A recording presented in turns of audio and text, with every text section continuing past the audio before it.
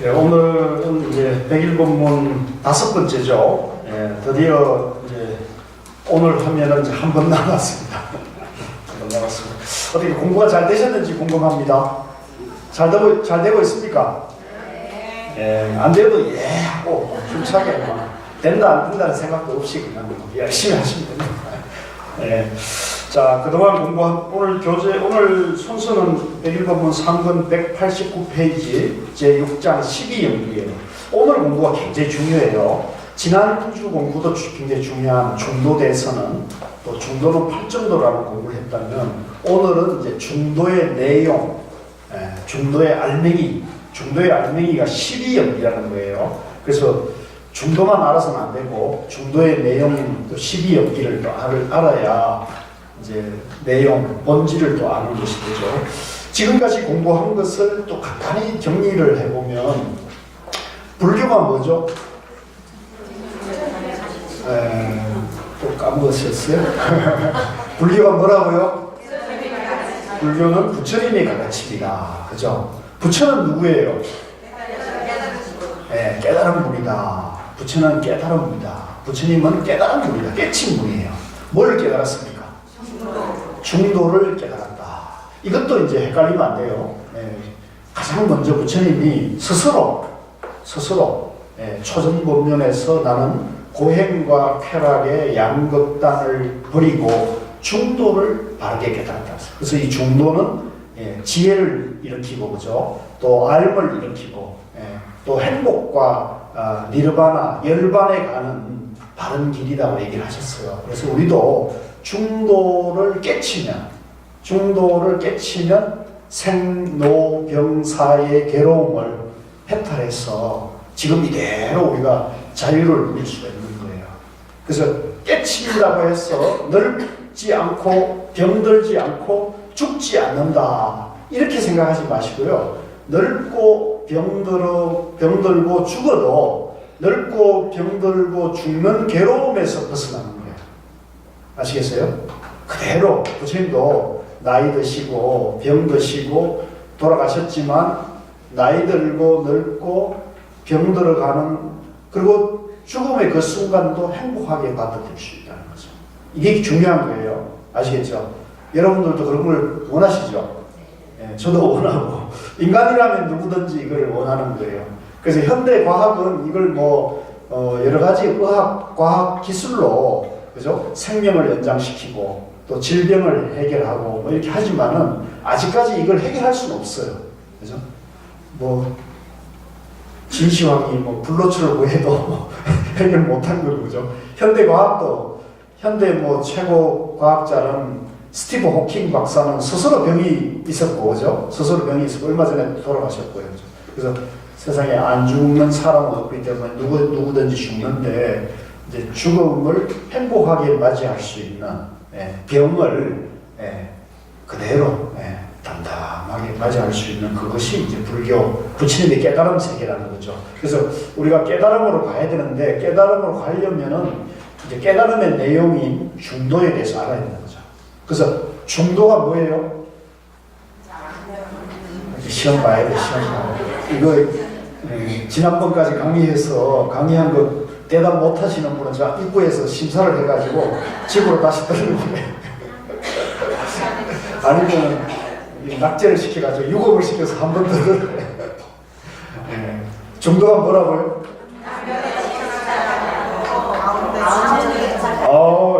제가 박수 한번 쳐드려야겠다. 이거 확실히 아셔야 돼요. 이걸 확실히 모르면 불자라고 할 수가 제 기준에서는 그건 불자가 아니에요. 불교를 모르는데 어떻게 불자를 알 수 있겠어요? 그죠? 나도 이해하고 남에게도 설명해 줄 수 있을 정도가 돼야 되잖아요. 안 그렇습니까? 근데 불교는 뭐라고 나 그런 거 몰라도 절에 다니는데 아무 상관이 없어. 이거는 불교를 잘못 배운 거예요. 앞으로 그런 불교를 가르치는 데는 가시면 안 돼요. 여러분들에게 쉽게 말하면 여러분들의 이익이 없어요.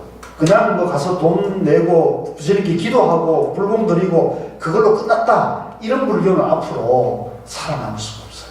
앞으로는 어떤 불교가 되느냐면 정확하게 바르게 알고 바르게 믿고 바르게 행하는 그런 불교가 돼야 이게 자기도 지혜롭고 행복한 거고 또 가족들에게도 그런 말을 전할 수 있고 이웃에도 그런 불교를 전할 수 있는 거예요. 우리 지금 오늘날 한국 불교가 어려워지고 있고 서양에서는 불교가 정말 각광을 받는데 왜 한국 불교는 어려워지고 있느냐? 바른 불교를 행하지 않고 기복 불교를 했기 때문에 그런 거예요. 기복은 앞으로 시간이 갈수록 도태될 수밖에 없어요. 기복은 뭐냐면 행복을 내 밖으로 찾는 거예요. 행복을 밖으로. 저 부처님 어디 갓바위 부처님, 저 공정한 부처님 이렇게 불교 행복을 찾으시면 그런 데는 행복이 없어요. 행복은 내 마음속에 있다는 걸 부처님이 깨친 거기 때문에 그런 방편불교, 기복불교, 고스님 말씀하신 손가락 불교를 해서는 안 된다. 앞으로는 달불교, 달을 바로 보자. 내 마음속에 영원한 행복이 있다는 걸 바로 보자는 거죠. 바로 보고 바로 써야 되는데 그 내 마음속에 행복이 있다는 것이 바로 중도라는 자리거든요.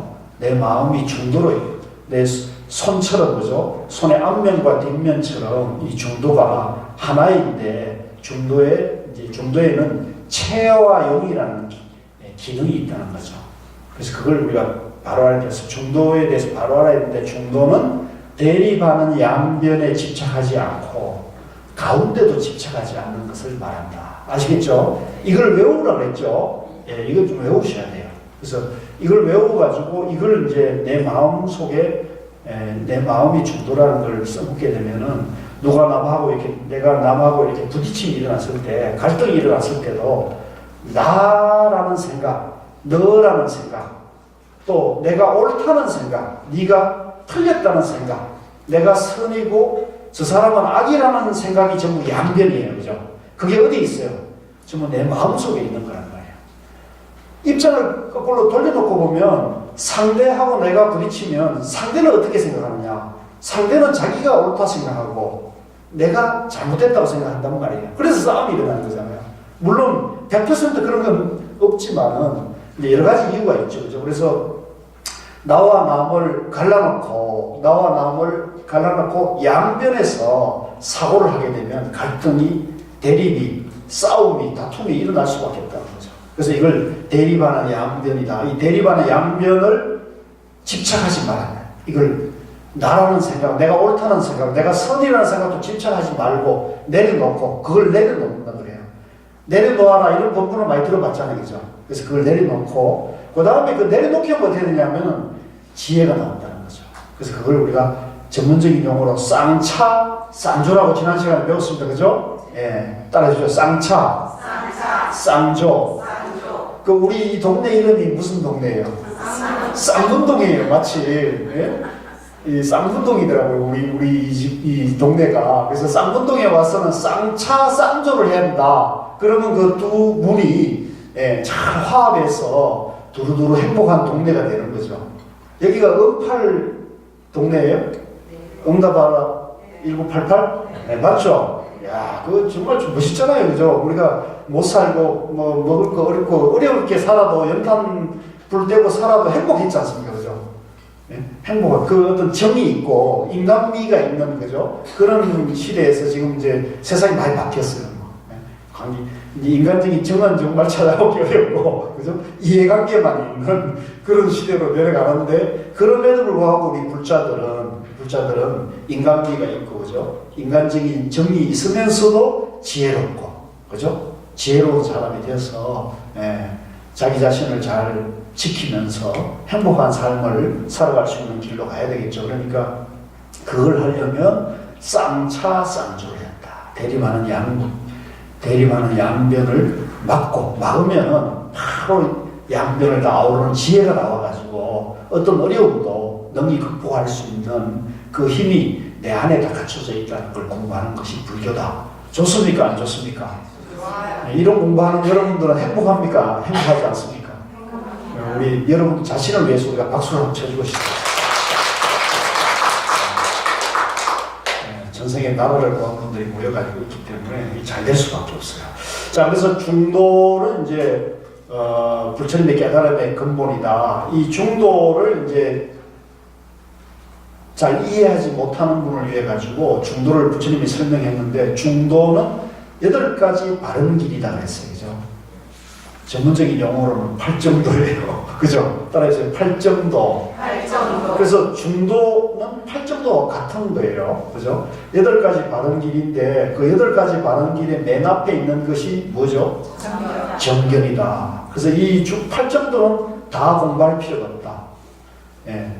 맨 앞에 있는 정견만 알면은 나머지 7가지가 자동적으로 따라온다 그랬죠. 그래서 제가 이걸 전문적인 용어로 1+7이라고 했어요. 예. 다 기억나시죠? 예. 이게 어마어마하게 좋은 거예요. 1+7이니까 8정도 중에 정견만 알면은 예. 나머지 7가지 뭐 정어, 정사유, 예? 정사유, 정어, 정업, 정명, 정진, 사, 정념, 정이네요. 예, 뭐 중요한 거 아니에요. 예, 저도 뭐 버벅댑니다만은 중요하기 때문에 중요하지 않기 때문에 이거는 정념만 갖춰주면 이렇게 조금 깊이 생각해 보면 다 알 수가 있어요. 그래서 바른 안목, 그러니까 바른 안목을 갖추려면 어떻게 해야 되냐면 중도를 알아야 된다는 거죠. 예, 바른 안목, 정견이 있으려면 집착하면 될까요, 안 될까요? 집착하면 정견이 나올 수가 없어요. 내가 옳다는 생각에 집착해도 안 돼요. 내가 옳다, 내가 선이다, 내가 갑이다, 또 반대로 내가 을이다, 이것도 안 돼요. 요즘 뭐 남녀 간의 이제 갈등이 전례 없이 옛날보다 더 강해지고 있는데 그거는 사실 그 역사적으로 보면 조선시대까지 봉건 사회에서는 남자가 갑이었잖아요. 갑도 절대적인 갑이었잖아요. 그죠? 절대적인 갑인데 지금 이제 을이라고 할 수 있는 남녀 관계에 있어서 을이라고 할 수 있는 여건이 신장되고 있는 과정이 있는 거죠. 여건이 높아지고 있는 거예요. 그래서 평등하다. 인간은 평등한 거다. 이제 그래서 여건이 신장돼 가는 과정에서 과도기적으로 이게 갈등이 일어나는 거예요. 그러다 이제 보수적으로 생각하는 남자들도 참을 수가 없죠. 옛날에는 한마디 하면 물도와 그러면 물도 왔는데 지금은 그런 시대가 물도와 어디서 지금 그러니까 이런 시대가 지금 바뀌고 있는 그런 말. 그러니까 이 시대의 변화에 적응을 잘 해놔야 돼 서로. 근데 이제 이게 적응이 안 되면 이제 갈등이 일어나는 거예요. 그래서 여기 연세 드신 우리 거사님들께서 특별히 이 시대를 지혜롭게 살아가려면 적응을 빨리 좀 변화에 잘 따라가야 돼요. 그래서 제가 좀 웃자고 한 얘기고요. 잘 하시려 믿습니다만은. 그래서 이 남이다 여다도 집착하게 되면 갈등이 일어나고 싸움이 일어나게 되기 때문에 집착하지 말고 내라는 생각을 내려놓고 봐야 된다. 이게 중요한 겁니다. 그래서 8정도를 말했는데 오늘부터는 이제 공부하는 게 12연기예요. 굉장히 중요한 겁니다. 그래서 오늘은 제가 특별히 카메라를 좀 가져왔는데 마침 집에 있길래 들어봤는데 요즘은 제가 강의하는 거를 다 이렇게 해가지고 유튜브에 올리기도 하고 또 저는 이제 인터넷으로 공부하는 지방에 계신 분들을 위해서 인터넷으로 공부하는 그 과정들을 운영을 하고 있어서 그런 분들에게 도움이 되라고 오늘 공부 내용이 굉장히 중요하기 때문에 그런 분들에게 좀 보여드리려고 합니다. 자, 189쪽 6장 12연기를 같이 보겠습니다. 근본불교에서 말하는 중도의 유형은 앞에서도 일부 고찰한 바와 같이 여러 가지가 있으나 이제 무엇보다 의미 깊고 다시금 새롭게 인식해야 할 것은 연기에 입각한 중도성입니다. 그걸 밑줄 끄십시오. 연기에 입각한 중도성. 그러니까 이 중도라는 것이 부처님의 깨달음의 근본인데 그게 연기에 입각했다. 연기. 그래서 중도를 정확하게 알려면 연기를 알아야 돼요. 연기설은 보통 12연기가 대표적인데, 그러니까 이 부처님께서 초기 경전, 초기에 부처님 당시에 말씀하신 연기는 여러 가지 다양하게 연기를 말씀하셨어요. 그래서 이거 하나하나를 공부하려면 굉장히 다양하고 복잡하기 때문에 이거를 다 공부할 필요는 없고 가장 기본적인 근본이 되는 연기가 뭐냐면 12연기라는 12가지 요소로 연기를 설명하신 게 있어요. 그래서 이걸 12연기라고 해요. 아까는 제가 8정도 8가지 바른기를 얘기했잖아요. 그죠? 이번에는 부처님께서 12가지 요소로 연기를 설명하는 거예요. 12연기가 대표적인데 12연기설은 사성제 중도 등과 함께 근본 불교의 가장 중요한 교리입니다. 그런데 부처님이 중도를 깨달아서 정각자가 되었듯이 부처님이 발견한 이 연기설 또는 12연기설 역시 중도의 궤도를 이탄한 적이 없습니다. 그러니까 이 12연기라는 것도 중도에 입각해 있다. 또 12연기도 중도에 입각해 있다. 이게 중도와 12연기는 같은 거예요, 사실은. 네, 같은 건데 표현을 지금 달리하고 있는 거라고 보면 돼요. 오히려 부처님의 핵심 교리인 12연기설이야말로 참으로 중도를 나타내는 귀중한 진리라 할 만합니다. 이 성철 스님이 이 12연기설이 중도를 표현하는 가장 귀중한 진리다. 그렇기 때문에 중도에 대해서 알아야 한다. 이런 얘기를 하셨습니다. 자, 그 밑에 문단으로 내려가지고요. 12연기에 근거한 중도설을 가장 분명하게 설명한 경전을 든다면, 성철 스님이 보면은 모든 어떤 무슨 말씀을 하시더라도 항상 경전이나 그 조사 의록을 인용을 하셔요. 그러니까 이 얘기는 뭐냐면 성철 스님 개인의 주장은 삼가하고 자기 개인적인 주장은 삼가하고 항상 부처님 말씀 또 조사 스님의 말씀이 이렇기 때문에 이 말 이렇게 봐야 된다 이렇게 얘기를 하거든요. 저는 이게 부처님 제자된 도리로서 가장 기본적인 입장이 돼야 된다고 봐요. 그래서 저도 이제 이런 걸 배워가지고 이제 고우 스님이 항상 이렇게 말씀하셨거든요. 고우 스님도 항상 무슨 말씀하시면 부처님 경전에 이러이러한 경전에 이렇게 말씀하셨다. 또 육조 스님은 육조 단경에 이렇게 말씀하셨다. 항상 그런 걸 저도 배웠어요. 그래서 저도 얘기를 하면 항상 제 개인적인 얘기나 말은 전부 제 개인적인 얘기입니다만 제 얘기의 근본적인 의지는 경전과 의록에 근거해서 말씀하려고 해요. 여기도 지금 성철 스님 이런 입장이 우리에게 중요하기 때문에 이 성철 스님 가르침이나 고우 스님 법문이 저는 표준이 되는 것이 바람직하다. 왜냐하면 자기 사견은 배제하려고 하기 때문인 거죠. 근데 오늘날 제가 보니까 제가 왜 이렇게 유튜브를 하냐면 유튜브나 이런 데 나와가지고 뭐 선이 어떻고 불교가 어떻고 이런 말씀하시는 분들 특히 제가자들이 많은 활동을 하는데 그런 분들의 말씀을 보면은 자기 개인의 사견을 이게 부처님 불교의 가르침이냐 선이냐 이렇게 얘기하는 분들이 들어 계시더라고요. 그래서 제가 뭐 좀 충격을 받았어. 근데 어쨌든 이 유튜브라는 것은 누구든지 보게 돼 있는데 그죠? 관심 있는 사람 누구든지 보게 돼 있고 또 심지어는 오늘 큰 절에 선방에 있는 큰 절에 갔는데 그게 종무소 계신 분들이 제가 봤을 때는 좀 제대로 불교를 얘기하는 거 아닌 그분의 그 동영상 강의가 굉장히 유명하더라고요. 그래서 그게 뭐 그 큰 절의 종무소에서도 그걸 열심히 공부를 하고 있는 거예요. 그래서 나는 충격을 받았습니다. 저는 올바른 불교, 바른 선을 얘기하는 게 아닌데 저걸 저렇게 열심히 공부하고 있다는 것은 그분들이 잘못이라기보다는 우리 바른 불교, 바른 선에 대한 얘기를 해주는 이 콘텐츠라고 그러죠. 그런 어떤 그 공부의 소스를 제공해 주는 것이 빈약하기 때문에 저분들이 보고 있다고 저는 본 거죠. 그래서 다양한 바른 불교, 바른 선에 대해서 다양한 콘텐츠들이 제공이 돼야 돼요. 그래서 이제 그러다 보면은 들어보면 알 수가 있을 거 아닙니까? 이게 바른 불교를 얘기하는 거구나. 저거는 자기 불교구나. 이제 이런 걸 우리가 구분하는 안목이 서게 되면은 차차차차 바른 정법이 드러나고 사땡견해가 이제 줄어든다고 저는 보는 입장이에요. 그게 틀렸다, 옳다 이렇게 시비한다고 해결되는 문제는 아니에요. 들어보면은 이게 부처님 가르침을 바르게 전하고 있구나 하는 거를 저는 대중들이 판단할 거라고 보는 거거든요. 뭐 당장이나 현혹되는 사람이 있겠죠. 그러나 근본적으로 장기적으로 보면 그건 정리되는데 그러려면 이 바른 콘텐츠가 제공이 돼야 돼요. 그래서 제가 이제 100일 법문 공부하자는 것도 그렇고 이걸 동영상으로 해서 제공하는 것도 바른 불교, 바른 선에 대해서 조금이라도 도움이 되게 하기 위해서 그런 건데 또 그 다르게 생각하는 분들은 이것도 공해로 보일 수 있죠. 그런데 어쨌든 자 다시 들어와가지고요.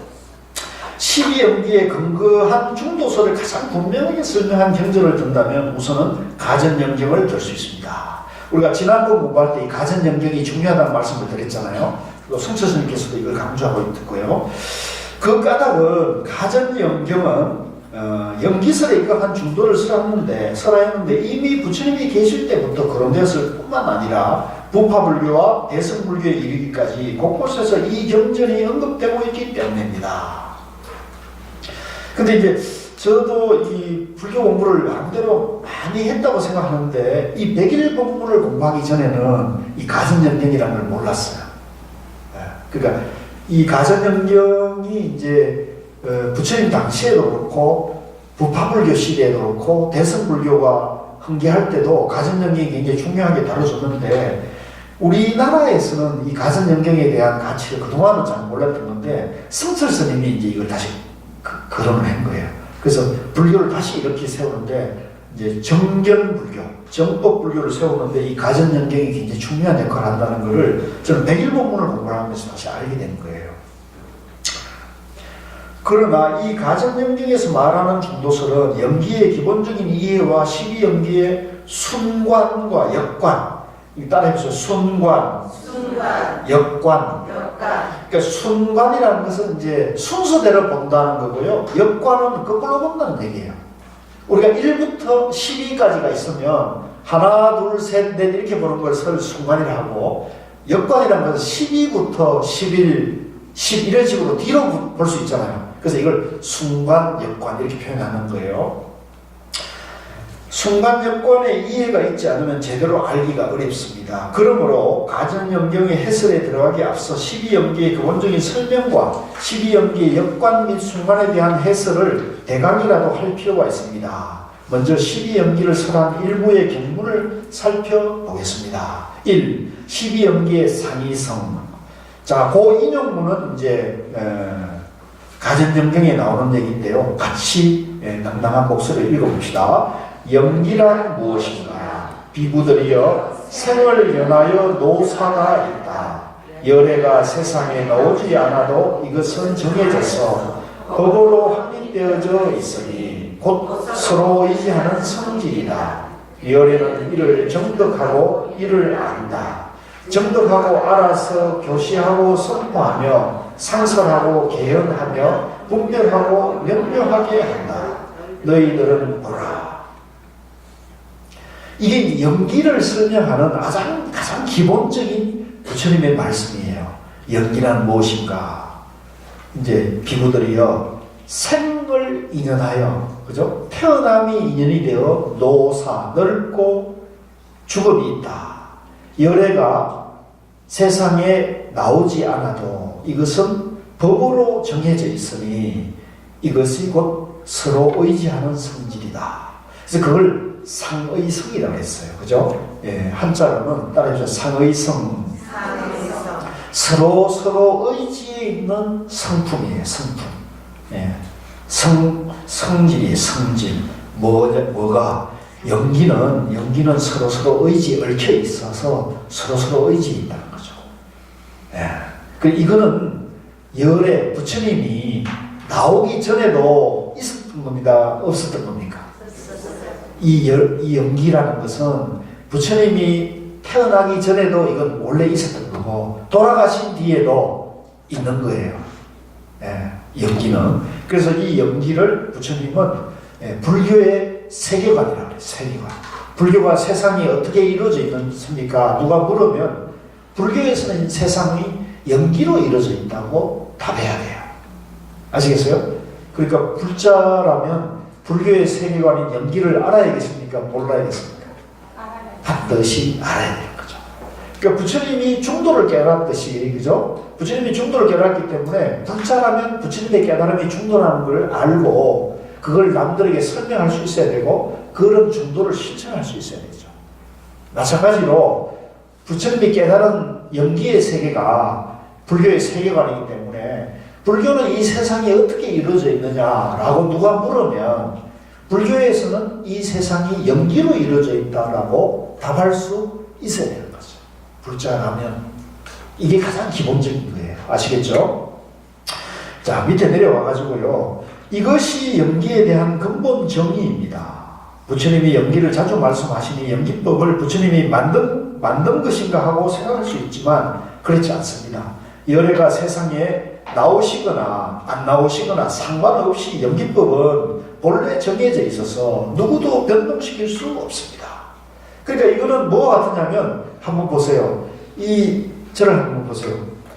한번 보세요. 이게 뭐예요? 이게 법칙이에요, 법칙 아니에요? 이게 법칙이잖아요. 이게 이제 우리가 옛날에 말할 때 만류인력의 법칙이고, 쉽게 말할 때는 중력의 법칙이죠. 이게 놓으면 떨어지는 거예요. 이거는 법으로 정해져 있는 거죠. 법칙으로 정해져 있는 거죠. 이거는 부처님의 출현과 관계가 있어요, 없어요? 관계 없어요. 이거는 부처님 저력도 있었던 거고, 돌아가신 이해도 있는 거예요. 이거는 기독교인이든 성당에 나가든 해교 사원에 나가든 브라만을 믿든 유교를 믿든 불교를 안 믿든 불교를 믿든 관계 있어요, 없어요? 다 해당되는 거란 말이에요. 다 해당되는 거란 말이에요. 그죠? 그래서 이 연기법칙이라는 것은 교회에 나가든 성당에 나가든 유교를 믿든 안 믿든 불교를 믿든 다 해당되는 거예요. 아시겠어요? 그러니까 중요해요, 중요하지 않아요? 굉장히 중요해요. 그래서 저는 앞으로 교회에 나가는 분이나 성당에 나가는 분이나 유교를 믿는 분이나 불교를 안 믿는 분이나 이 연기의 이치, 연기의 도리, 법칙을 알면은 그분이 지혜로워질 수가 있어요. 예를 들면 보세요. 내가 이게 서서 글을 가다가 균형을 잘 못 잡으면 넘어져요, 그죠? 이게 하나님의 뜻입니까? 중력의 법칙입니까? 중력의 법칙이에요. 근데 이걸 하나님의 뜻이다 이렇게 생각하는 분들이 있죠? 네, 그런 분들이 있어요. 아, 이게 하나님 뜻으로 내가 넘어졌다. 무릎팍이 깨졌다. 아, 오늘 내가 몸조심을 해야겠구나. 이게 하나님의 뜻이다. 이렇게 믿는 분도 있지만, 그냥 우리가 일반적으로 과학적으로 보면 내가 몸을 균형을 잘못 잡거나 발을 잘못 뛰면 넘어지게 돼 있단 말이에요. 그죠? 이게 부처님 뜻이에요? 하나님 뜻이에요? 이게 내가 잘못 실수한 거예요. 내가 잘못 실수한 거예요. 네. 아시겠죠? 이걸 또 불교를 잘못 이해하면, 아, 이거 부처님 뜻이다. 그래가지고 오늘 내가 몸조심, 이거는 이제 불교를 믿는 거나 하나님을 믿는 거나 대상만 다르지, 예, 잘못된, 우리는 이걸 전도된 사고라고 해요. 예, 전도몽상이에요. 그래서 이걸 부처님이 가르치면 이건 뭐냐면, 이건 연기의 법칙이라는 거죠. 예, 내가 발을 헛디디면 넘어진다. 예, 발목을 다친다. 그러니까 항시 발을 헛디디지 않도록, 그죠? 헛디뎌도 근육의 힘이, 그죠? 인대와 근육의 힘이 잘 그걸 붙으면은 발을 헛디뎌도 발목이 부러지지 않는단 말이에요. 그 운동을 열심히 해야 한다는 거죠. 이게 이제 연기의 법칙과 같은 얘기란 말이죠. 자, 그래서 그 밑에 연기는 상이성이라 했습니다. 상이성이란 연기법의 근본 원리인데, 대개 연기라 하면 무명에서 생로병사로 이어지는 시간적인 해석을 합니다. 그러니까 연기가 뭐냐면 무명에서 이제 생로병사로 이어지는데 그건 이제 다음에 나와요. 그것은 상이성을 모르는 사람입니다. 상이성이란 서로 의지에 있다는 말입니다. 생은 죽음에 의지하고 사는 생에 의지하여 무명은 행에 의지하고 행은 무명에 의지한다는 뜻입니다. 그러니까 이거는 무슨 말이냐면 우리가 쉽게 말하면 태어났으니까 죽어요, 안 죽어요? 예. 태어난 건 무조건 죽어요, 그죠? 자동차도 차를 뽑았지만 언젠가는 폐차를 해야 돼요, 그죠? 폐차 안 한 차가 있습니까? 없어요, 그죠? 모든 것은 태어나면 다 소멸하게 되어 있어요. 이게 이제 연기법이에요. 연기법. 그래서 생과 사는 서로 의지에 있다는 거죠. 예.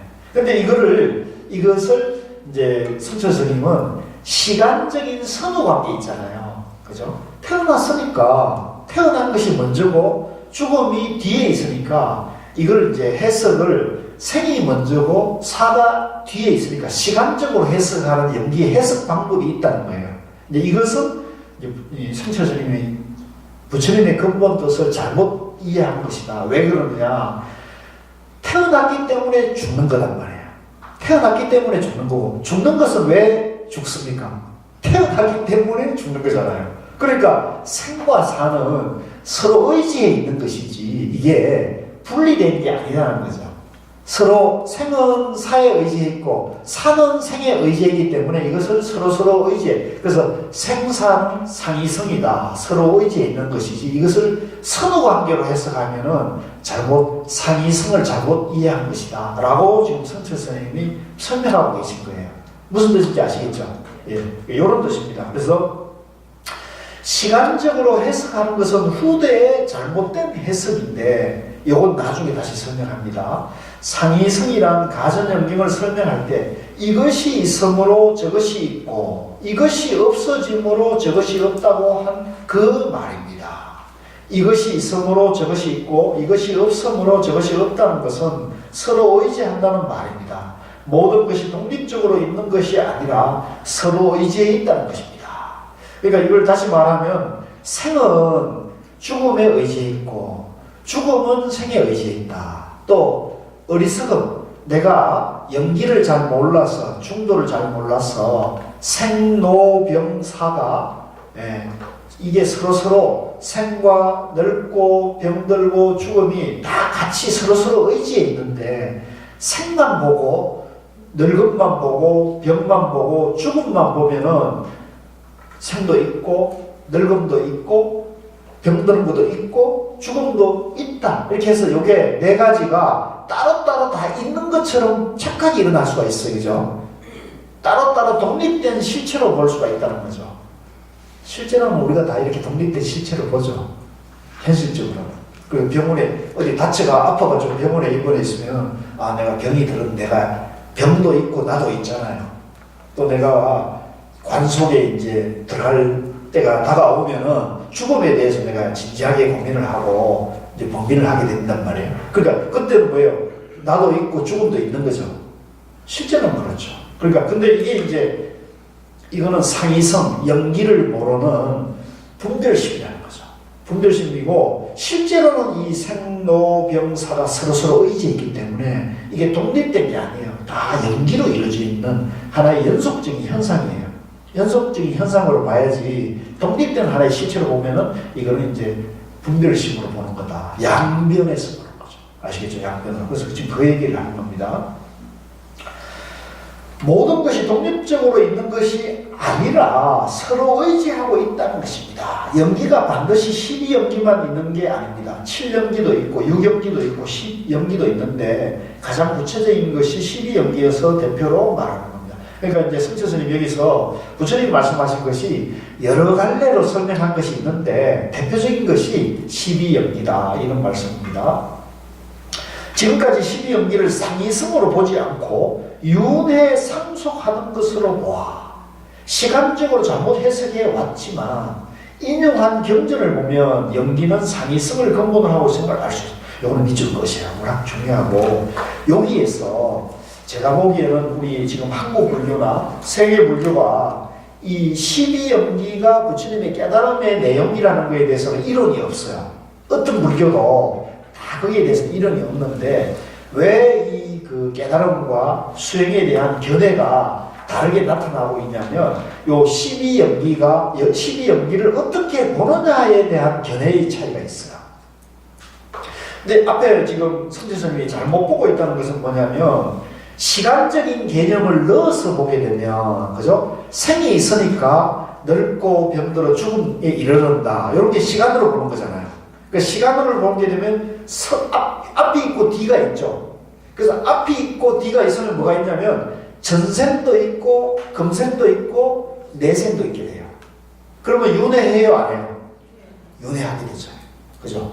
윤회. 그래서 우리가 생사윤회의 관점, 견해, 생과 사가 있고 윤회가 있다고 보는 견해는 연기를 시간적으로 해석하는 견해예요. 이해되시죠? 그래서 여러분들은 윤회, 생사윤회로 이 세상과 나를 보는 것이 익숙해 있어야죠. 그죠? 내가 있고 나는 전생도 있고 내생도 있다. 이렇게 보는 게 그동안 여러분들이 들어온 불교에 대한 법문이고 불교에 대한 이해라고 말이죠. 이해되시죠? 예, 이게 이제 지금까지 그 견해가 뭐냐면 연기를 12연기를 시간적인 선호 관계로 해석하고 있다는 견해라는 거죠. 아시겠죠? 이거 잘 이해하셔야 됩니다. 그래서 시간적인 선조 관계로 해석하게 되면 나는 전생도 있고 금생도 있고 내가 있어요 없어요? 내가 있죠. 이게 내가 있기 때문에 전생도 있고 금생도 있고 내생도 있게 되죠. 그럼 내생으로 내가 뭐로 태어날까요? 아는 분? 금생에 내가 뭐 했다는 걸 아는 분 손 들어보세요. 지난 전생에 내가 뭐 했다는 걸 아는 분 손 들어보세요. 아무도 없네. 근데 전생은, 그러면 나는 전생에 있었다고 생각하는 분 손 들어보세요.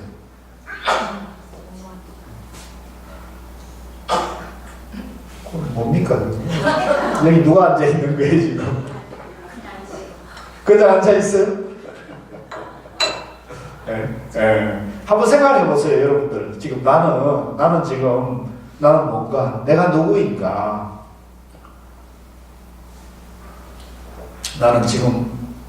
나는 누구이고, 전생은 과연 내가 무엇이었을까? 전생은 과연 있는 것인가? 전생이 있다고 한다면 내생도 있겠죠. 근데 전생은 알 수가 있어요? 몰라요? 네?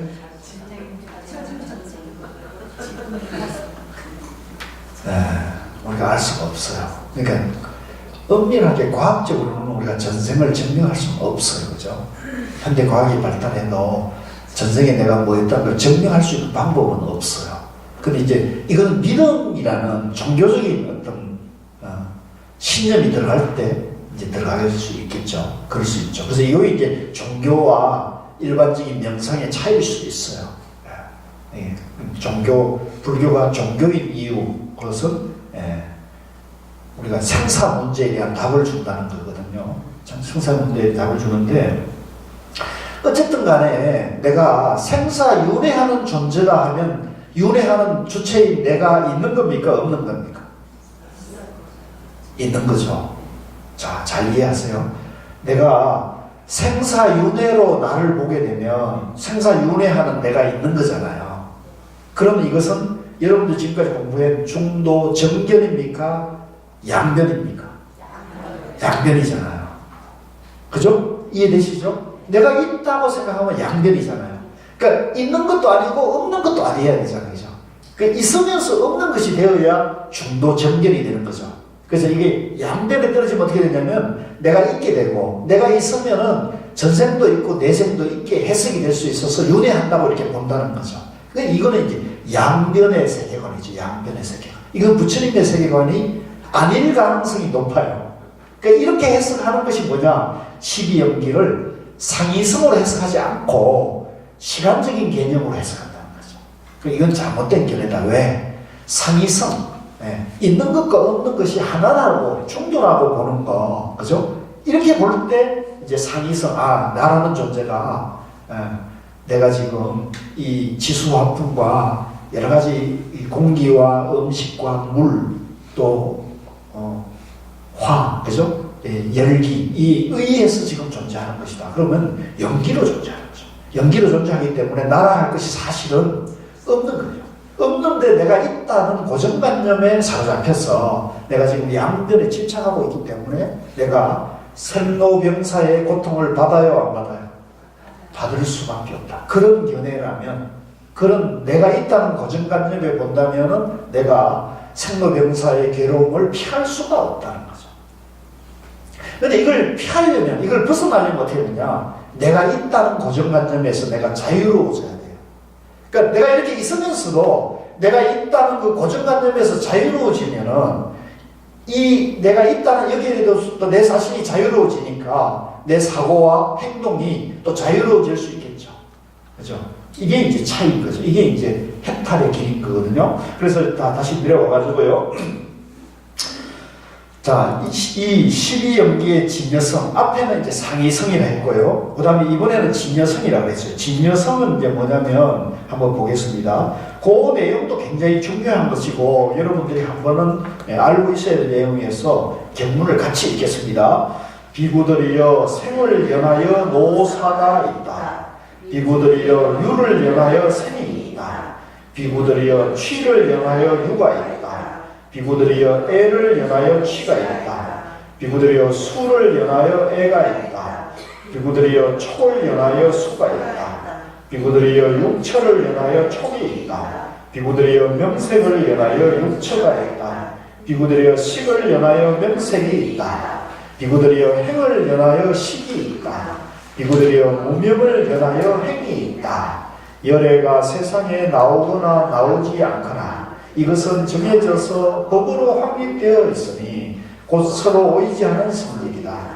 열애는 이것을 정득하고 알아서 교시하고 선포하여 성설하고 개연하여 분별하고 명료하게 한다. 너희들은 보라.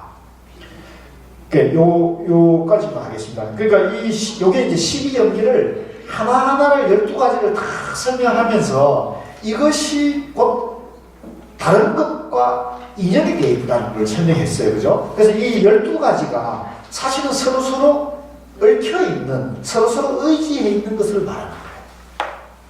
그래서 이걸 이제 연기라는데, 자, 밑으로 내려가지고 연기라는 이름으로 써진 원칙 연기가 매우 많으며 그 종류도 여러 가지가 있지만 그 중에서도 12개의 항목으로 이루어진 12연기가 가장 대표적입니다.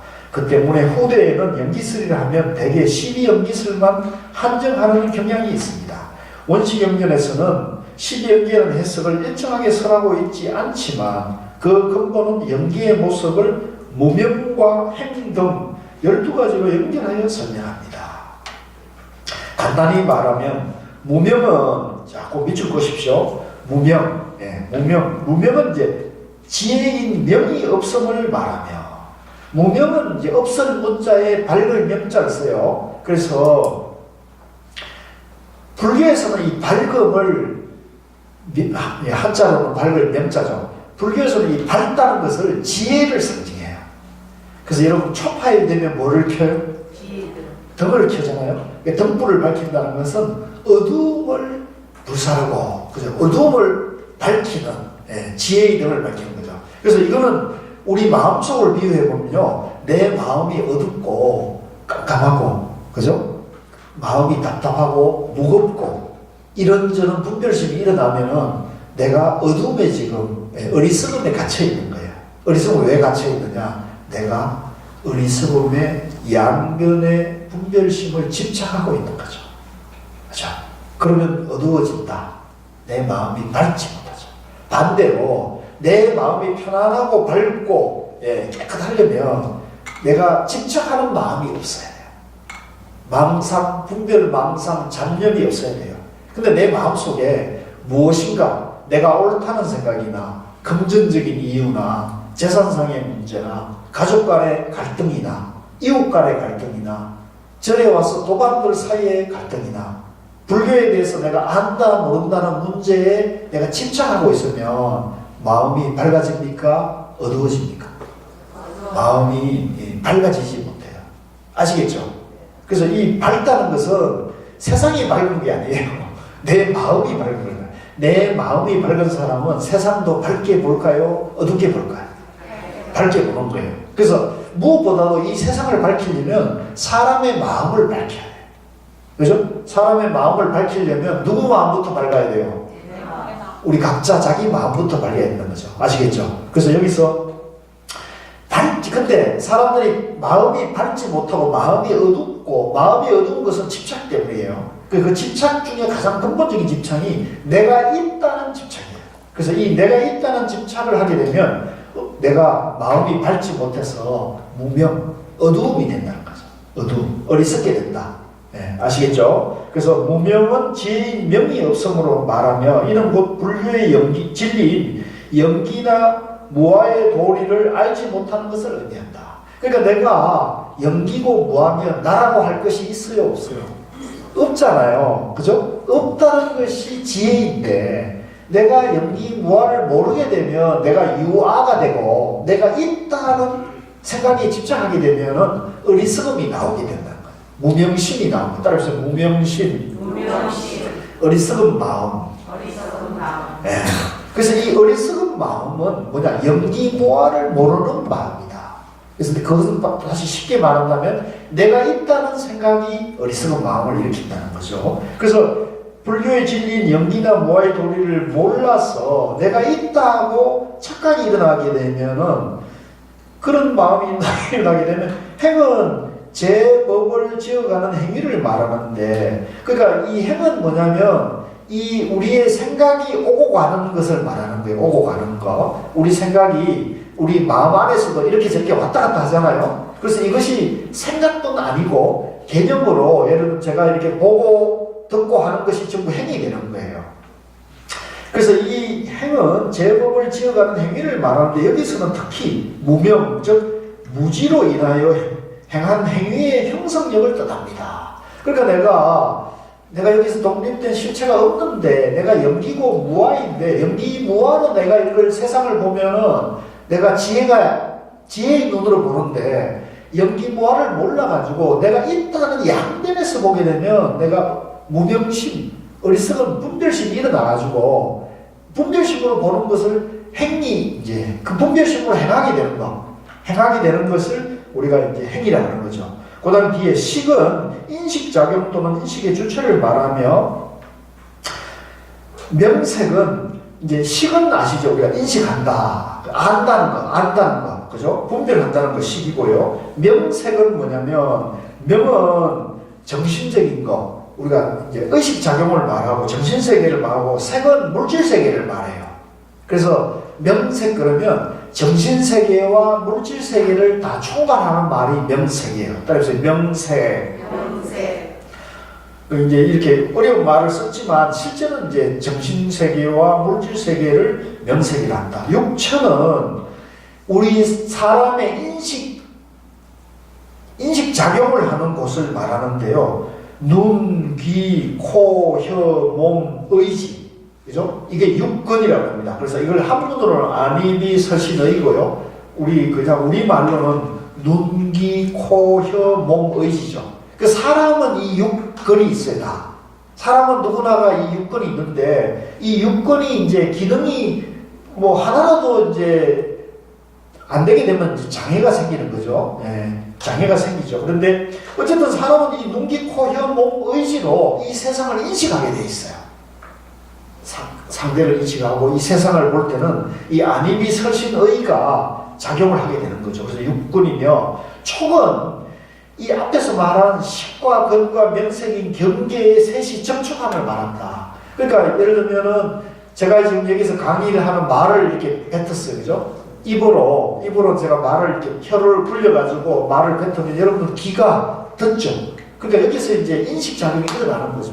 여러분들 귀가 안입이 서시면 귀로 듣고 이것은 목소리를 들으면서 이건 중요 교수의 목소리다. 저 말은 백일본문에 대해서 뭐를 설명하고 있다는 인식작용이 여러분들 뇌에 일어나. 그래서 이게 전부 뭐냐면 이 육권과 육권이 상대되는 바깥 세계에서의 소리, 냄새, 맛, 향, 촉, 물질 이런 것들이 부딪히게 일어나고 이것을 인식해서 내가 뇌에서 그죠? 뇌에서 저것은 무슨 소리, 무슨 맛, 냄새 이런 식으로 해서 일어나는 거죠. 그래서 이 육근과 육경 대상이 있고 또 이걸 인식해서 분별하고 저장하는 기능이 육식이 있단 말이죠.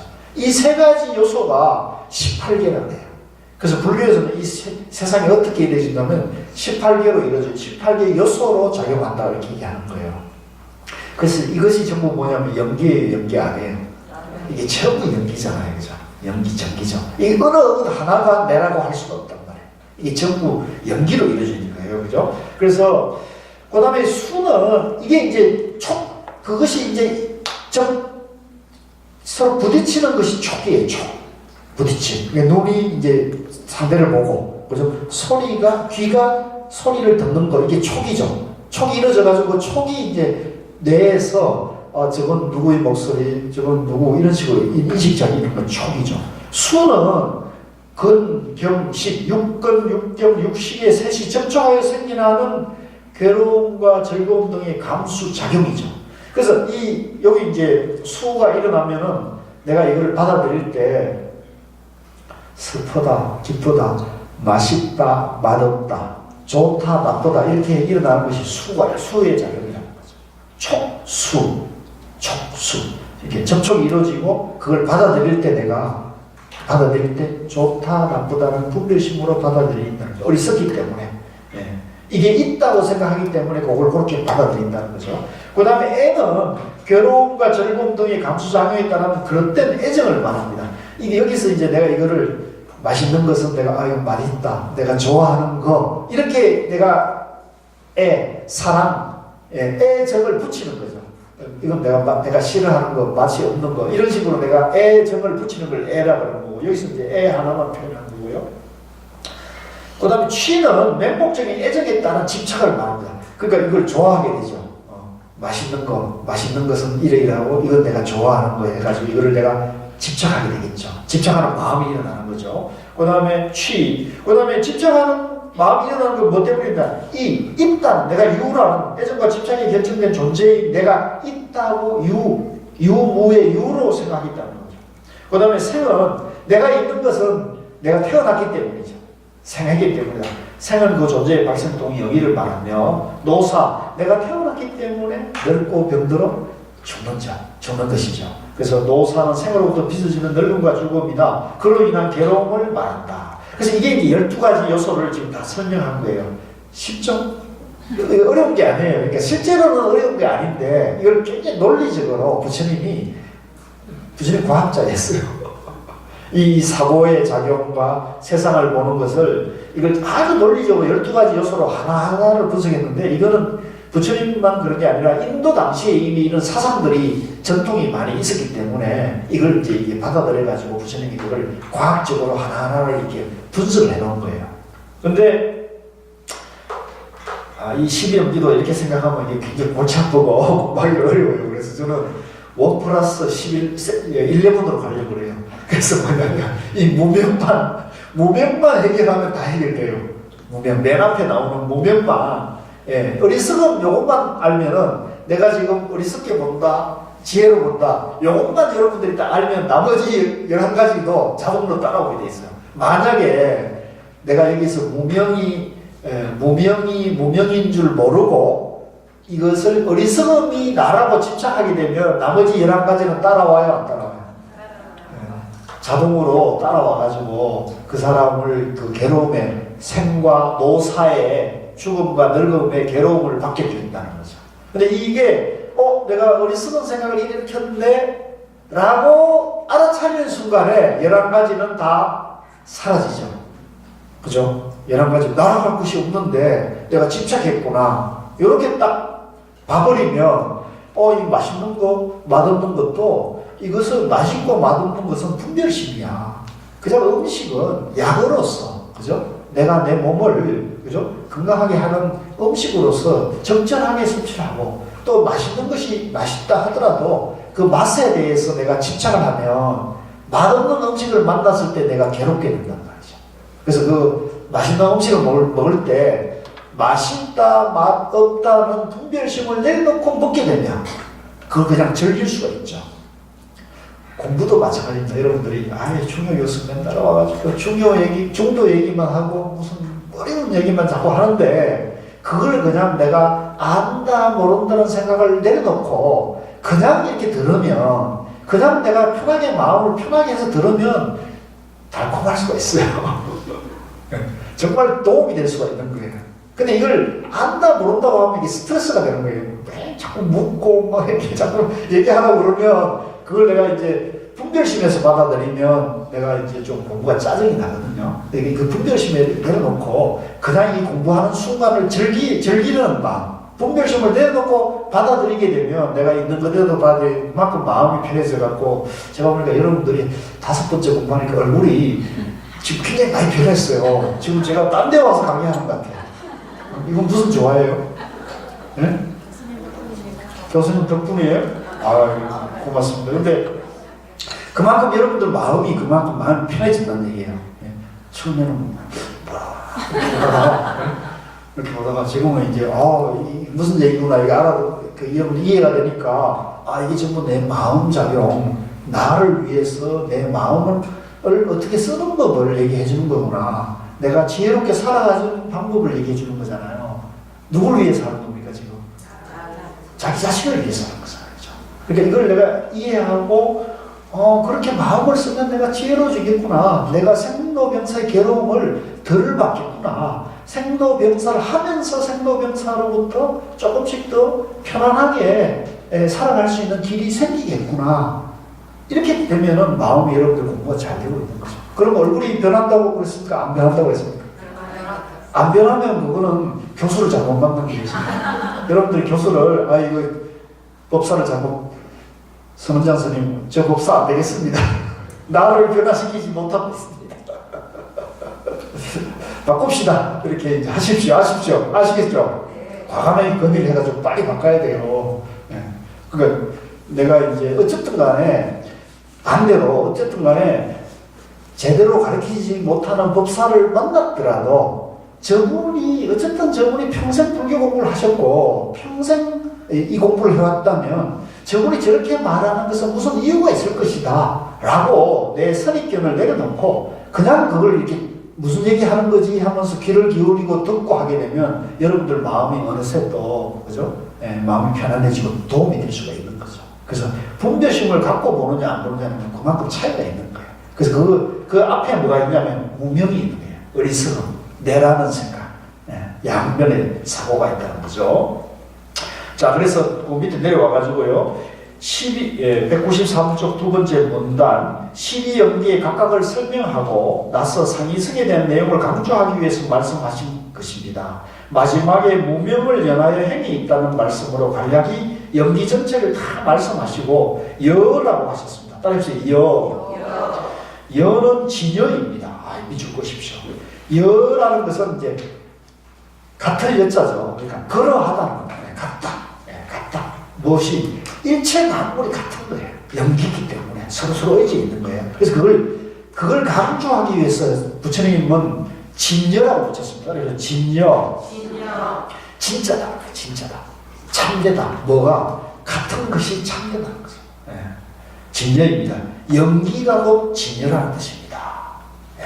연기가 진여란 말이에요. 그래서 진여 연기라는 말을 많이 쓰는데요. 진여 연기라는 것은 연기를 강조하는 거예요. 연기를 강조하는 거예요. 그래서 사실은 동어방법인데 강조하는 거예요. 역전 앞으로 와라. 이런 말과 같은 말이에요. 역전 앞으로 와라. 이런 말과 같은 게 강조하는 거죠. 왜 강조합니까? 분명하게 알려주기 위해서 강조하는 것이듯이 진여연기라는 말도 같은 말인데 강조하고 있다. 중도정견이라는 말도 같은 말이에요? 다른 말이에요? 사실은 같은 말이거든요. 정견이 중도고 중도가 정견인데 그만큼 강조하는 거예요. 자, 그래서 이것이 또한 불허망성, 허망할 수 없고 불이여 진여를 떠나서 달리 없다고 하셨습니다. 이것이 바로 상이성입니다. 그러니까 일체 만물이 스스로 의지해 있는 거예요. 우리 12연기만 의지한 게 아니고요. 일체 만물이 연기 아닌 게 없기 때문에 일체가 다 연기이기 때문에 그것을 진여라 그러고 진여연기라 그러는 겁니다. 연기의 근본이 서로 의지하는 상이성이라면 생멸의 상이인가 하고 오해할 수 있습니다. 여기서 이제 믿고 보십시오. 생멸이라는 건 뭐냐면 태어났다가 멸하는 걸 생멸이라고 그러잖아요. 그래서 일체 만물이 태어났다가 사라지긴 해요. 그죠? 우리가 눈으로 보면 뭐든지 일어났다가 사라진단 말이에요. 해도 떴다가 지잖아요. 그러니까 뭐든지 일어났다 사라지는 것처럼 보이는데 그것은 생멸의 양변에서 보는 생멸이고 분별심으로 보는 생멸이고 연기의 본질, 연기라는 본성에서 비춰보면 태어나는 것도 연기고 멸하는 것도 연기란 말이에요. 해가 저 동쪽에서 뜨는 것도 뭐예요? 연기고 해가 사라지는 것도 연기잖아요. 그러니까 생과 멸이 본질은 연기라는 시각에서 보면 본질로 보면은 생멸이 같아요? 달라요? 같은 거 하나입니다. 그래서 다시 비유하면 여러분들 이해하기 쉽게 여러분들 이제 보살님들이 많으시니까 아기가 태어나면 어머니 뱃속에서 나옵니다. 어머니 뱃속에서 그냥 나오는 건 아니죠. 탄생이 그냥 되는 건 아니죠. 여러 10개월이라는 그죠? 잉태 과정이 있잖아요. 아기로서 자라는 과정이 있잖아요. 그리고 아기가 그냥 생깁니까? 뭐 예수님은 그죠? 마리아의 그냥 낳았다고 그러는데 이제 그거는 안 봤으니까 알 수는 없는 거고 어쨌든 우리가 아기가 태어나려면 남녀간에 그죠? 상관이 있어야 된단 말이죠. 이게 연기잖아요. 그죠? 남녀간에 상관이 있어야 되고 뱃속에서 어머니 뱃속에서 그런 조건에서 이것이 쭉쭉쭉쭉 성장이 돼가지고 그죠? 10달쯤 되면은 나오게 되는 거죠. 이게 전부 연기로 보여지죠. 이해되시죠? 이게 전부 연기란 말이에요. 어머니 탯줄을 끊어줘야 돼요. 이게 전부 연기거든요. 그러니까 이 생이라는 것도 연기고, 그 다음에 늙는 것도 연기죠. 나이 드는 것도 연기란 말이에요. 그 다음에 병 드는 것도 연기란 말이에요. 병이 그냥 생깁니까? 그죠? 그 조건이 갖춰지면 병이 생기잖아요. 우리 몸에는 항상 바이러스가 있다 그러잖아요. 그죠? 그래서 이 순기능을 하는 바이러스와 역기능을 하는 바이러스가 있는데 이 역기능을 하는 바이러스가 강해지면 뭐가 들어와요? 뭐가 생겨요? 감기가 들잖아. 그죠? 면역력이 떨어져서 쉽게 온도나 기온이나 그죠? 습도에 쉽게 노출이 되게 되면 우리가 악성 바이러스가 활동이 더 강해진다는 거죠. 그죠? 그리고 그것이 이제 그 감기나 이런 섭생들이 제대로 안 돼가지고 그런 환경에 지속적으로 노출돼서 스트레스라든가 그런 운동이 부족하게 되면 그죠? 뭐 혈관이 막힌다든가 또 암이 발생한다든가 이런 식으로 해서 몸이 이제 굳어져 가는 거란 말이죠.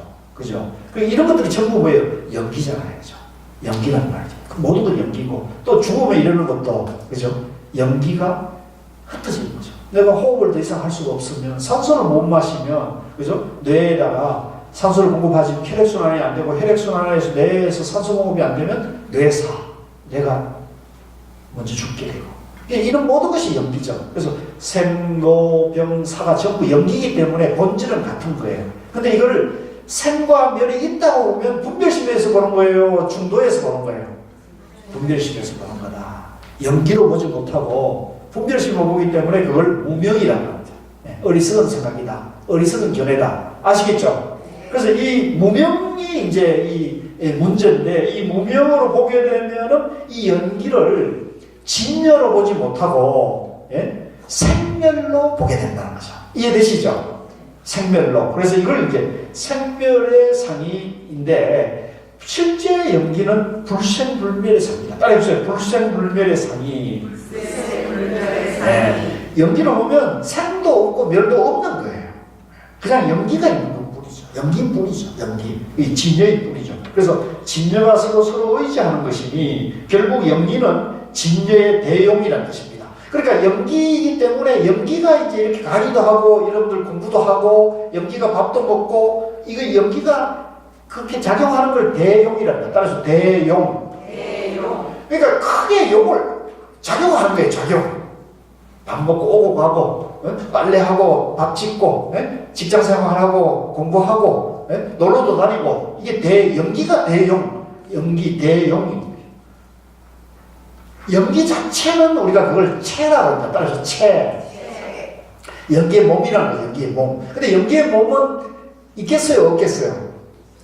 실제로는 연기의 몸은 체라고 할 수 없죠. 왜냐하면 연기는 전부 서로 의지했으니까. 그러니까 현대과학에서는 그걸 힉스를 발견했다 그러잖아요. 그래서 여러분 별로 이제 좀 생소한 얘기일 수 있는데 현대 물리학에서는 이 우주 만물의 최소 단위를 이 우주 만물의 눈에 보이는 최소 단위를 힉스라고 그래요. 힉스 입자. 옛날에는 그걸 원자라고 그랬어요. 그죠? 원자 안에 양성자와 중성자가 있다. 그죠? 또 양성자와 중성자 안에도 그죠? 뭐가 있느냐는 거죠. 그게 이제 최근에 유럽의 입자물리 연구소에서 어마어마한 그런 연구비를 투여해가지고 양성자와 중성자를 충돌시켰을 때 나타나는 그 입자가 뭐냐를 연구를 했다 그러죠. 그래서 그게 발견된 게 힉스라는 거예요. 힉스라는 영국 물리학자가 수십 년 전에 양성자와 그 전자 사이에 그러니까 양성자도 안에 움직이고 있다는 거죠. 그리고 움직이는 그 안에도 뭔가가 있을 것이다. 근데 그걸 자기 이름이 이제 힉스인데 그걸 이제 그것이 뭔가 있다 하는데 학자들은 그걸 힉스 입자라고 표현한 거예요. 이름 명명한 겁니다. 그걸 최근에 발견했어요. 힉스. 그래서 그 힉스는 물질이면서도 물질이 아니다 그래가지고 그걸 반물질이라고 했어요. 반물질이라고 명명을 하는데 그거는 눈에 보이지도 않을 뿐 당연히. 그러나 이 인류 세계에 질량을 부여하는 최초의 단위 그럴 때 그걸 힉스라고 해요. 그래서 지금 여기서 말할 때도 연기라고 하면 체가 있는 건 아니란 말이에요. 체가 있는 건 아니 이름을 그 연기라고 하는 것이지 않은 거죠. 근데 그것이 이제 그러면 그걸 쓰게 되면 어떻게 되냐면은 밥 먹고 빨래하고 공부하고 이렇게 활동할 수가 있다. 대용이랍니다. 그러니 생멸의 현상일 수는 없습니다. 전체가 진리의 팔은 아닌 것이 없고 서로 의지해서 모든 것이 건립되어 있는 진리의 대용입니다. 그래서 우리가 지금 이렇게 눈에 보이는 모든 작용이 진리의 대용이지 실체가 있는 건 아니다. 네. 고정된 어떤 것이라고 할 수는 없다. 그냥 연기가 작용하는 거예요. 그래서 지금 내가 여기 와서 아침에 일어나가지고 세수하고 씻고 밥 먹고 여기 와서 공부하고 이런 것도 연기의 대용이에요. 용이 용. 그죠? 그러니까 여기에 집착하면 어떻게 돼요? 집착하면 내가 생로병사의 괴로움을 받게 된다. 그래서 이걸 집착하지 않고 그냥 쓰면은 대용, 진여 대용이 되는 거죠. 자유자재하게 행복하게 살아갈 수가 있는 거예요. 좋아요, 안 좋아요? 좋아요. 이걸 이제 여러분들이 공부하는 거예요. 그래서 이 대용이 되는 것이 바로 선이에요. 중도의 행을 하는 거죠. 중도의 지혜의 행을 하는 거죠. 예, 자, 그래서 이제 그 공부를 했고요. 그 다음에 이제 194쪽으로 넘어와가지고요. 가운데 문단의 위에서 여섯 번째 줄에 보면, 너니 나니 함이 있죠. 예, 이거 워낙 중요하니까 같이 읽겠습니다. 너니 나니 하며 서로 시비를 가지고 고집하게 되면 서로 의지도 되지 않고 화합이 안 됩니다. 결국은 너니 나니 하는 고집, 즉, 변견을 버려야 서로 의지해서 통하게 됩니다. 그래서 연기는 변견을 고집하지 않고 집착을 버린 데에서 상의가 성립된다는 가르침입니다. 연기의 내용은 진여성이며 험악이 아니라 하고 그것을 한 번 더 강조하기 위해서 불이어성, 진여와 다르지 않는 성질이라 했습니다. 자, 그러니까 우리가 싸우는 이유는 뭐냐? 남들하고 갈등하고 부딪히는 이유는 너니 나니 하면서 집착하는 것 때문에 있는 거예요. 그죠? 내가 옳다. 내가 선이다. 그죠? 내가 갑이다. 내가 부모다. 그죠? 내가 시어머니다. 그죠? 내가 시아버지다. 내가 며느리다. 이것 때문에 부딪힘이 있는 거예요. 그래서 우리가 이런 얘기가 여러분들인데 좀 불편할 수 있는데 되게 이제 시어머니 며느리와 갈등이 많으니까 제가 얘기합니다. 시어머니와 며느리 사이 갈등도 내가 누구다 이것 때문에 오는 데서 근본적인 원인이 많아요. 그래서 이것을 집착하기 때문에 갈등이 온다. 집착을 버려라. 내가 시어머니라는 상을 어떻게 내려라. 며느리 입장에서 생각해요. 항상 며느리 입장에서 생각하게 되면 갈등이 있겠어요? 없겠어요? 없어요. 네. 며느리 입장에서. 그래서 이렇게 얘기하니까 표정들이 왜 그래요? 또 며느님은 시어머니 입장에서 한번 생각해요. 시어머니 입장에서. 네. 시어머님이 이렇게 말했는데 나는 그거 아닌 것 같은데 근데 시어머님이 저렇게 말씀하신 것은 왜 그랬을까? 이렇게 생각을 한 번 더 해보는 거죠. 그래서 그게 이해 안 되면 어머님에게 다시 전화나 카톡으로 어머님 이렇게 말씀하신 저는 잘 이해가 안 되는데요. 무슨 이유로 그렇게 말씀하셨지요? 라고 이렇게 물어보면 어머니 다시 설명할 거 아니에요. 그죠? 그러니까 그렇게 소통이 돼야 돼요. 아시겠어요? 여러분들이 그냥 고정관념 선입견으로 에이, 어머님은 항상 성격이 저러셔. 이런 식으로만 이렇게 딱 저러지 마시고 왜 그러셨어요? 무슨 이유가 있으세요? 이렇게 항상 어머님 입장을 존중하면서 항상 물었어야 해요. 마찬가지예요. 서로 쌍방간에. 그래서 제가 여기서 아까 시간적인 선후 관계로 보면 안 된다 얘기를 했잖아요. 그거는 내가 부모니까 너희들 내가 낳은 자식이니까 너희들 내 말을 따라야 돼. 이렇게 말하면 평등합니까? 불평등합니까? 불평등하잖아요. 이게 이제 시간적인 선후 관계로 연기를 보는 거예요. 그거는 불교를 잘 모르고 오해한 거예요. 근데 지금 우리나라에 의외로 한국 불자들이 이 연기를 오해하는 사람들이 너무 많아요. 또 이렇게 가르치고 있고요. 선후 관계로.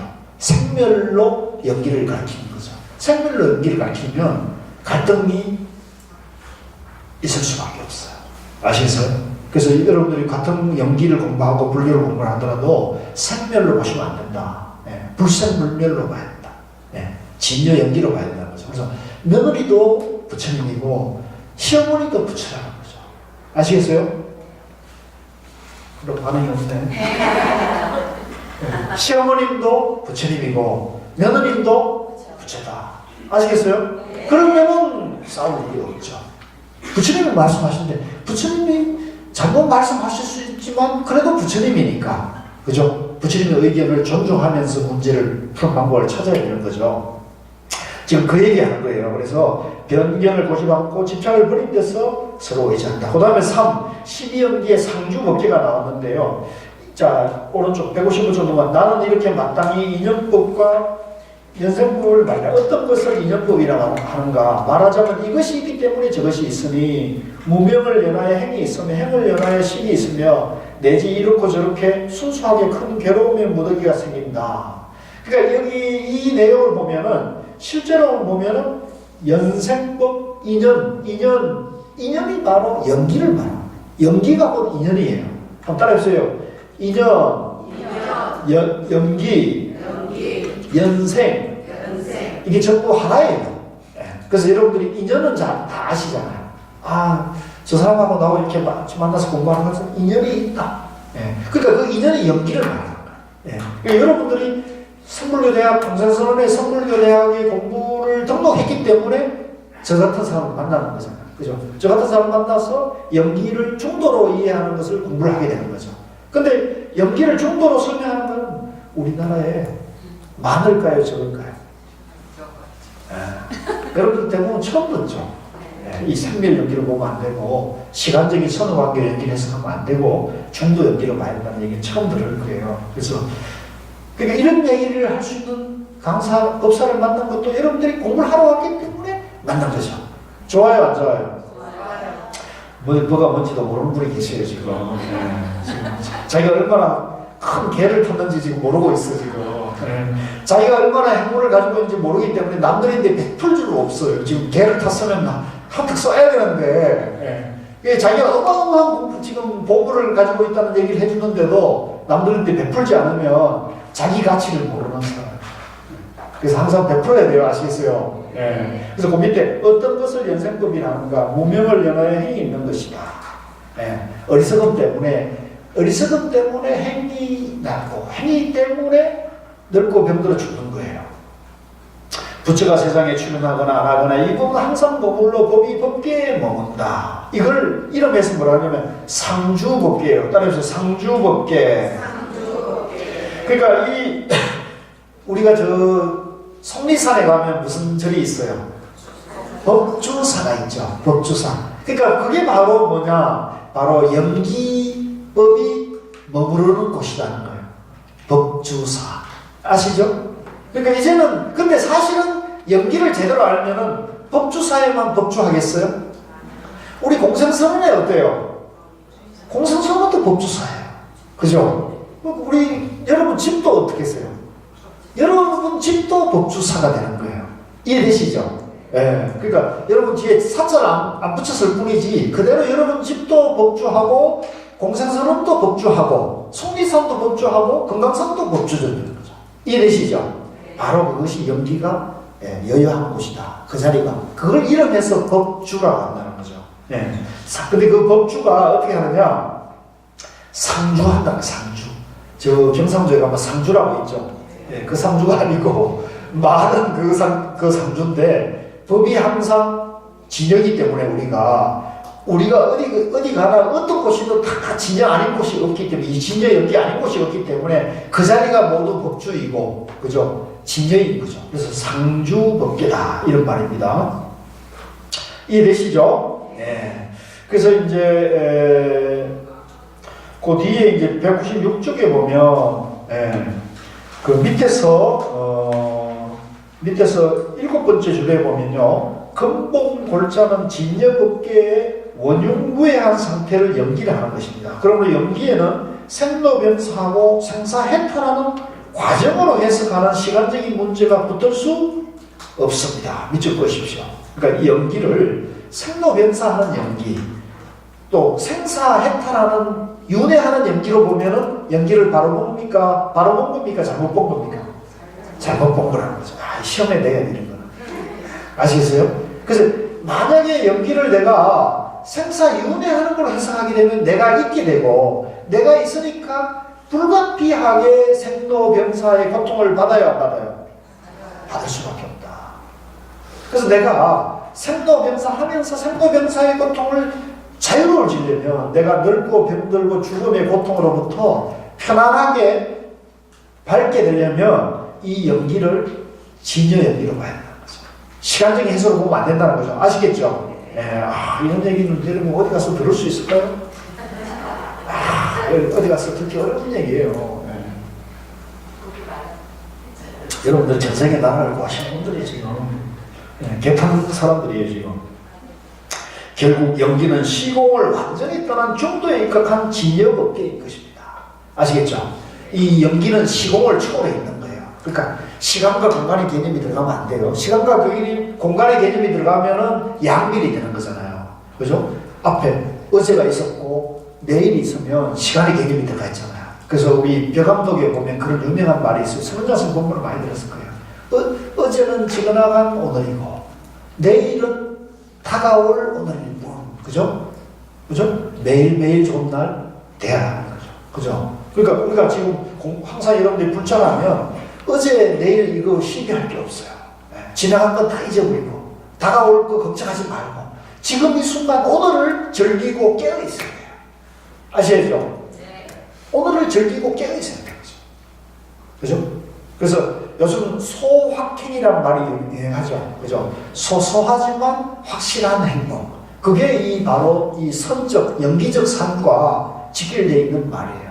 그러니까 여러분들이 행복을 나이 들어서 내가 정년퇴직하고 행복을 구하고 여행을 다니고 이렇게 생각하지 마시고 지금도 여행을 다니고 지금도 맛있는 거 먹고 행복하게 사셔야 된다는 얘기예요.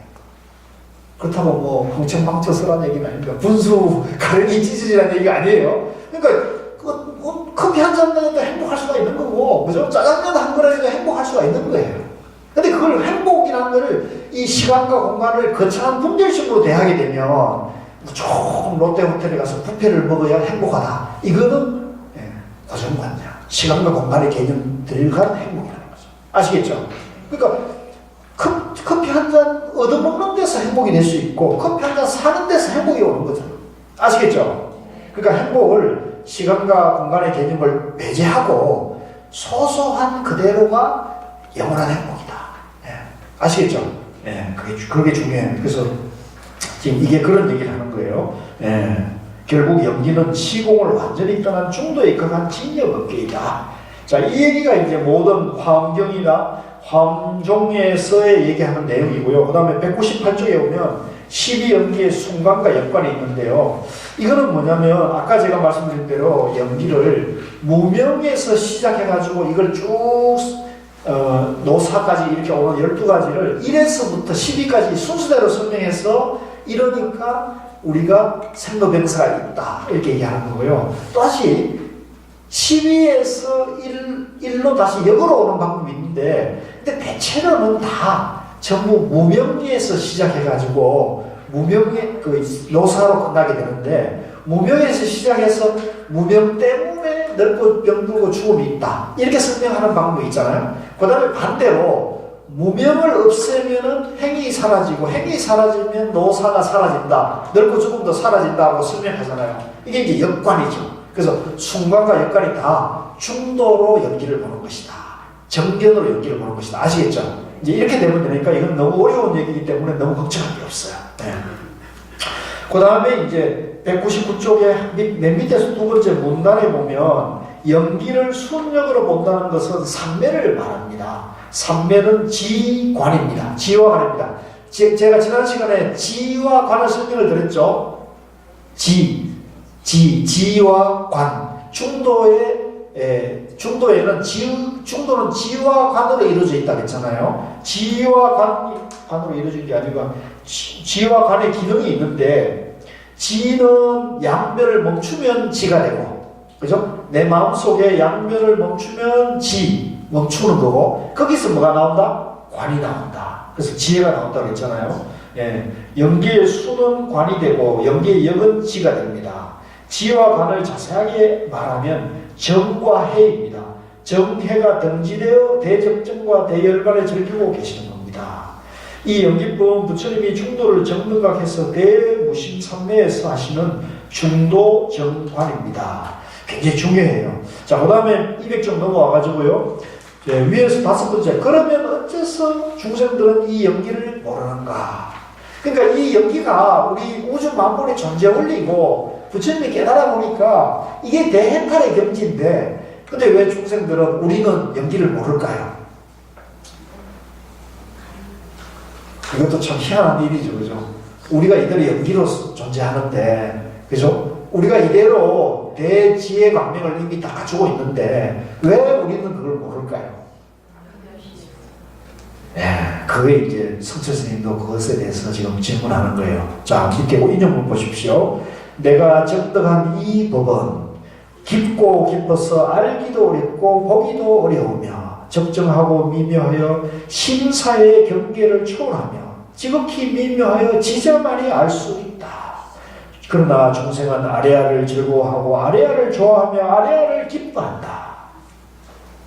그러니까 이 말은 뭐냐면 이 연기법은 너무나 깊고 심오해서 이걸 알기가 너무나 어렵다는 거예요. 여러분들도 알기가 쉬워요? 어려워요? 좀 어렵죠? 좀 어렵죠. 제가 쉽게 설명을 드려도 어렵겠다. 들을 때는 이해되는데 선언문을 놨으면 다 잊어버리고 다 까먹어요. 이게 연기법. 그래서 이거를 어떻게 해야 돼요? 하는 수 없이 반복해서 들어야 돼요. 자주 선언에 와서 자꾸 듣고 또 좋은 본문을 자꾸 들어야 돼요. 들어가지고 여러분들 익숙하게 만들어야 돼요. 아시겠어요? 그래서 이제는 공부를 선언에서 하지만 요즘 유튜브 같은 거 좋잖아요. 그죠? 유튜브나 집에서 뭐 아니면 스마트폰에도 되니까 그런 데서 이제 이런 연기법을 이제 생밀 연기나 시간적인 개념으로 연기법을 법문해주는 강의 들어봤자 별로 의미가 없어요. 예, 저는 그런 것이 이제 그걸 교학에서 그렇게 말할 수는 있는데 선은 그렇게 말하면 안 되는 거거든요. 선은 지금 이 순간밖에 없는 것이 선이거든요. 근데 뭐 어제가 있고 내생이 있고 이러면 그거는 선이 아니에요.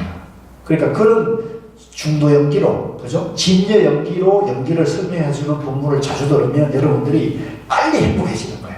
예, 빨리 마음이 밝아지는 거거든요. 좋아요, 안 좋아요?